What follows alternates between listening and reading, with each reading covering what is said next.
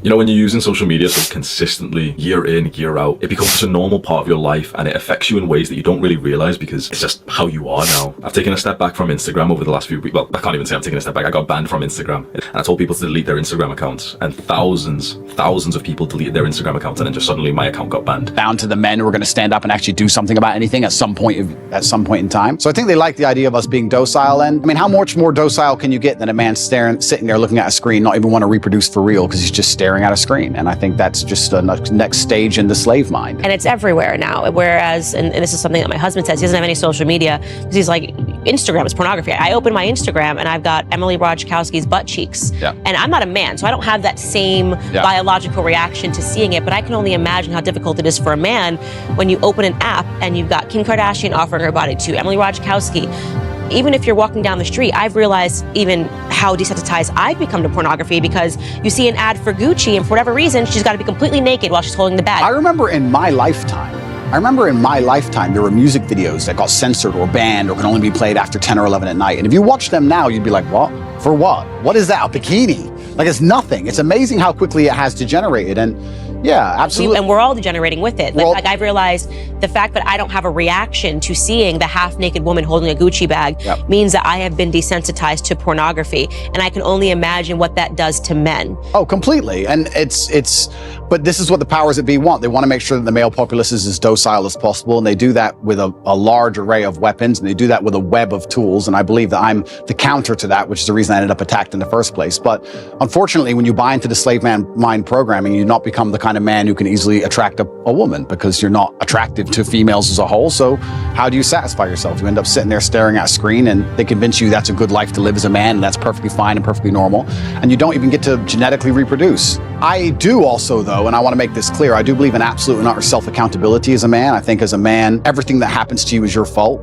Me going to jail was my fault. Me being attacked online was my fault. If all these bad things that happened to me, I will take responsibility for, even if I believe they were unfair or unjust. And I think that any man who's going to sit there and say, I'm struggling, he also needs to wake up and understand that if you're going to truly struggle to not click on a website, then you're going to deserve the terrible life you're going to live. And the devil or the matrix or whoever you want to call them are going to fill your life with temptations. They're going to fill your life with easy way outs that they're going to want you to take because the good road is usually the hardest road. And if you're going to continue to fall for them, then you're going to have to suffer the consequences of that. So it's double-edged. It's certainly difficult that pornography is everywhere and men are struggling with it. But to me, what's even more upsetting is that these men don't have enough fortitude and enough mental strength to wake up and say, I'm better. But this is the thing, right? So I'm about to get started, Candace. Good, get started. This is the thing. But this is the thing, right? So when you attack a man's mental fortitude on one issue, you attack it on all issues. This is why it's done purposefully.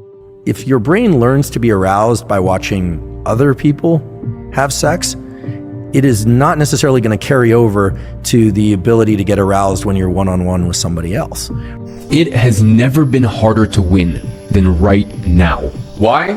Because every single day, you are frying your brain. You are killing your attention span and you are killing your focus. You're killing your testosterone.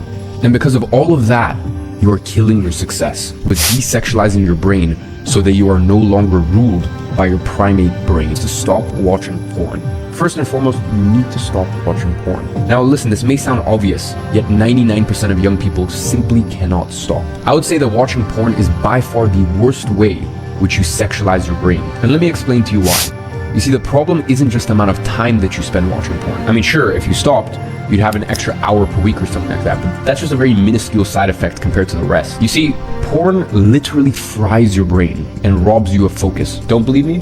Just look at the science. There have been multiple studies that link porn usage to the erosion of your prefrontal cortex. You know, that part of your brain that regulates your emotions, your actions, and more importantly, your impulse control and willpower. But that is just the tip of the iceberg. There is a laundry list of negative side effects that have been linked to porn use. Why? Because porn use has similar effects on the brain as substance abuse. Porn has been linked to issues like decreased focus and increased anxiety and depression.